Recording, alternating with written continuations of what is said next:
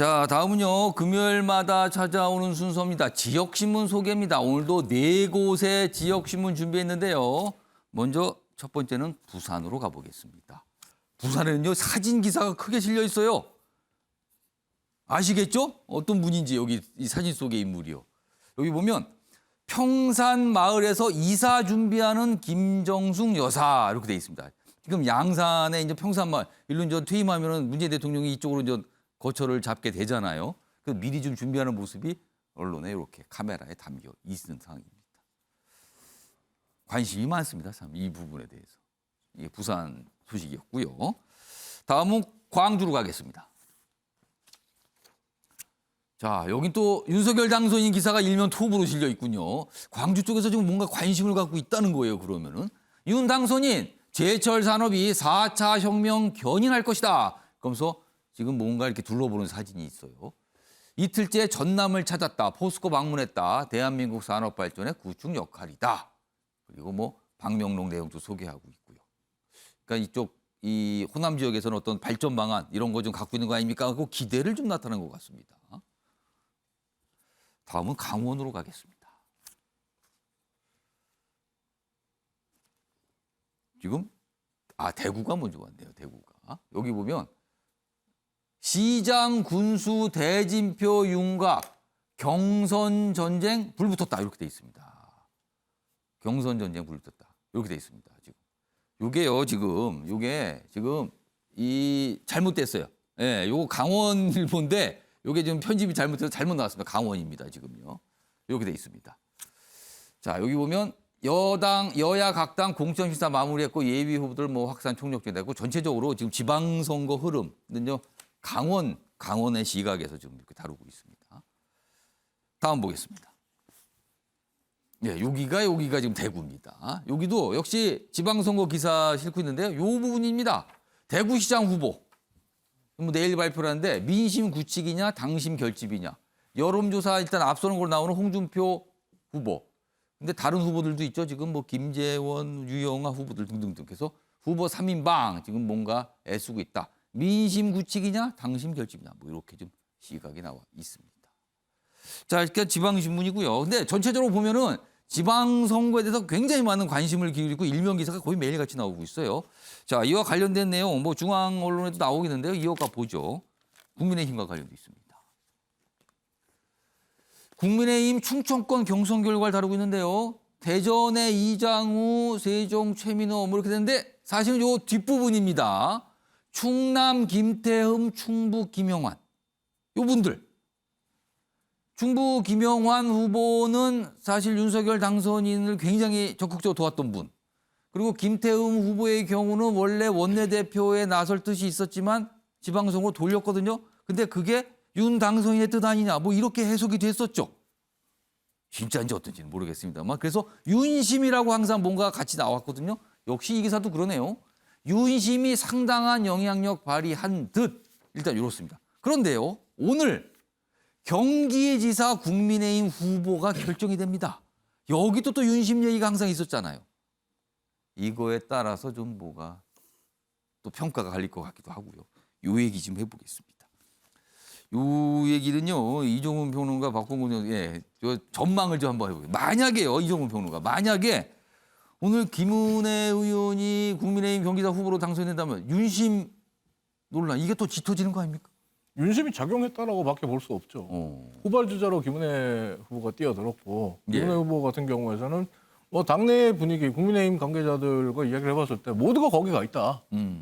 유승민 의원 선거운동을 하는 쪽도 다 거기가 있다. 너무 힘든 선거다. 이런 얘기를 하거든요. 예. 그런 상황이라면 어떻게 보면 이것이 윤심이 작동하지 않는다면 어떻게 그러는가? 이게 가능할 수가 없다. 저는 그렇게 생각을 하고 있고요. 뭐 충북의 김영환 의원도 있고 뭐 충남의 김태흠 의원도 있고 이게 어떻게 보면 사실은 충남의 김태흠, 충북의 김영환 그리고 경기의 김은혜 이렇게 뭐 확정이 되고 결론이 난다면 사실은 이제는 그 윤심이 작용하고 있는 뭐 지방선거 윤심에 의해서 좌지우지되는 지방선거 이렇게 되는데 지난번에도 제가 한번 말씀을 드렸습니다만은 국민의힘에서 생각을 해야 되는 건 윤심보다 민심이 더 무섭고 더 큰 힘을 갖고 있다는 걸 생각을 할 필요가 있다. 이렇게 말씀드릴 수밖에 없는데 윤심이 과연 역풍을 맞을 건지 아닌지 이것이 제가 볼 때 오늘 경선 이후에 우리의 관전 포인트가 아닌가 생각합니다. 박봉구 의원님, 김수현 유순서 질문 드릴게요. 근데 또 이렇게 좀 이종훈 평론가는 지적을 해주셨잖아요. 이게 좀 민심이 중요한 거지 그렇게 뭐 특정 어떤 가장 이제 강력한 힘을 가진 분의 뭐 의사에 따라 좌우되면 됩니까? 근데 이런 얘기가 나오면 또 이 국민의힘 쪽에서 일부 이런 말씀들을 하세요. 윤심이 곧 민심이다. 뭐 이렇게 말씀하시거든요. 이건 또 어떻게 보십니까? 뭐 그렇게 볼 수밖에 없겠죠. 그리고 일단 오늘 경기지사 경선 결과가 굉장히 주목돼요. 곧 나오겠지만 예. 일단 그간의 흐름을 보면 윤심에 좀 더 무게가 맞춰지지 않을까. 이미 충청권에서는 그 특별 고문을 지냈던 예. 그 김영환 전 장관이 예. 그 충북지사에서 예. 경선에 승리를 했고 또 김태흠 이분도 좀 뒤늦게 예. 여기도 이제 그렇게 결정이 된 거예요. 들어갔지만은 역시 충남지사로 선출이 되셨고 충청권 흐름을 본다면 상당히 윤심의 힘이 실리는 모습이고 일단 경기지사 같은 경우는 그 유승민 의원은 솔직히 윤석열 당선인과 조금 불편한 관계였지 않습니까? 뭐 그런 평가를 일반적으로 받습니다. 그 김윤혜 그 의원 같은 경우는 선대위 윤석열 대변인을 했기 때문에 당선인 대변인을 당연히 했죠. 그렇죠. 윤심을 대변하는 주자죠. 그래서 김은혜 의원 쪽에 조금 무게감이 실리지 않을까 싶은데 일단은 국민의힘에서 가장 확실히 승리해야 되는 곳은 충북과 충남이고 그리고 가장 승리를 바라는 곳이 경기도잖아요. 예. 그래서 경기도에서 이겨야지 지금 여소야대 국면에서 그래도 국정 주도권을 윤 정부가 가져갈 수 있다라고 느끼기 때문에 아마 윤심이 좀 힘을 발휘하지 않을까 싶습니다. 예, 김수경 의원님. 네. 특히 저 충남, 충북에 대한 그 후보자에 대해서 윤심이 작용했다는 거 분석에 대해서는 저도 100% 동의를 하고요. 예. 오늘 경기지사, 인천시장 발표를 봐야겠지만 제가 한 번 더 주목하고 싶은 거는 오늘 이준석 당대표가 예. 윤리위에 회부된다고 해요.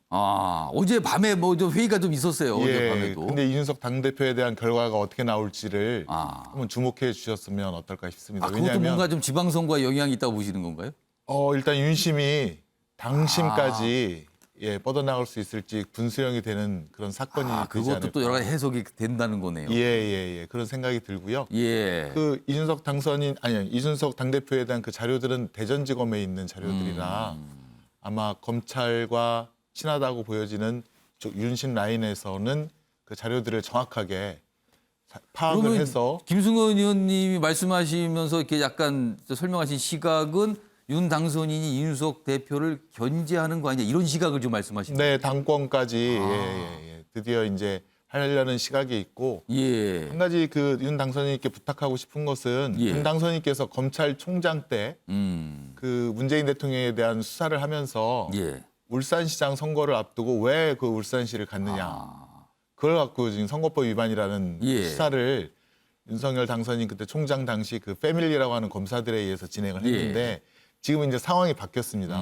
본인이 당선인이 됐고 이제 대통령이 될 분인데 충남지사 후보에 대한 윤 당선인의 어떤 메시지라든가 또 만약에 그런 수사가 윤 당선인까지 이제 같은 기준이 된다면 광주를 간다든가 어딜 간다든가 하는 것도 사실은 본인도 좀 조심해야 되지 않는가 같은 기준이라면 그런 거에 대한 좀 중립적인 그래서 통합적인 이미지로 대통령으로서 출발하시는 게 우리나라를 위해서 좋지 않을까 그런 말씀을 한번 드리고 싶습니다. 장희찬 단장이 말씀을 하셔야겠는데 지금 이준석 대표 사실 어제 밤에 결정이 됐죠. 이제 징계 절차 개시하겠다고 최근에 좀 논란이 됐던 게 있었거든요. 그 사안에 대해서 아무튼 이게 당에 부담을 준 거 아니냐 뭐 이런 여러 가지 얘기가 있었는데 징계 절차 개시하겠다고 어제 밤에 나왔어요. 뒤늦게 굉장히.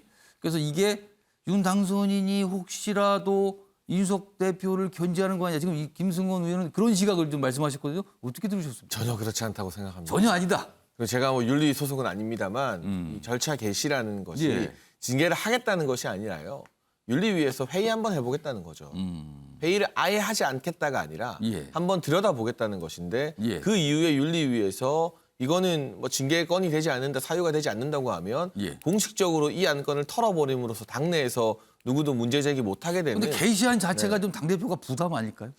뭐 어떤 해석의 여지 등이 충분히 따라올 수 있을지 모르겠습니다만 여기에 대해서 뭐 윤심이 작용했다거나 하는 것은 과한 해석이고요. 제 개인적인 전망이라면 이게 윤리위에서 다음 기일도 잡지 않았는데 이게 뭐 특별한 반전이 있지 않는 한 그냥 이 공식적으로 이 문제를 당 차원에서 털어버리는 결과가 나오지 않을까 싶고 이제 이 지방 방문과 예. 관련해서는 사실 4.7 재보궐 이전에 문재인 대통령이 부산 방문하시고 예. 대선 이전에 호남 등 방문하신 것 가지고 그때 국민의힘에서 비판을 많이 했지만 대통령의 국정수행이라는 말 앞에서는 이걸 제지할 방법이 사실은 많이 없었습니다. 그렇죠.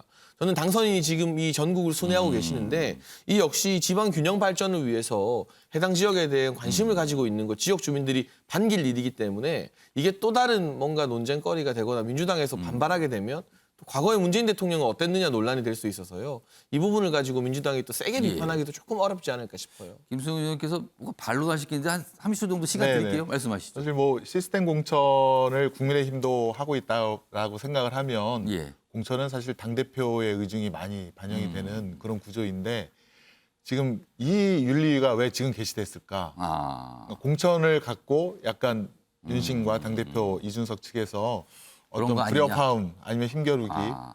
그런 것이 있어서 일단은 징계 절차를 개시하기 예. 위한 윤리가 수립된 그런 측면도 있어 보인다라는 말 그런 예상을 한번 드려보고 싶습니다. 지금 여야 뭐 큰 정당들이 한쪽엔 이심 아니냐? 여기 윤심 아닙니까? 아까 말씀드렸지만 통상적으로는 은연중에 드러나지 않게 하는 게 보통인데 이게 툭 모습이 보이면 논란이 늘 커졌거든요, 지금. 혹시 그런 분위기 아니냐? 뭐 이런 보도가 좀 계속 나옵니다.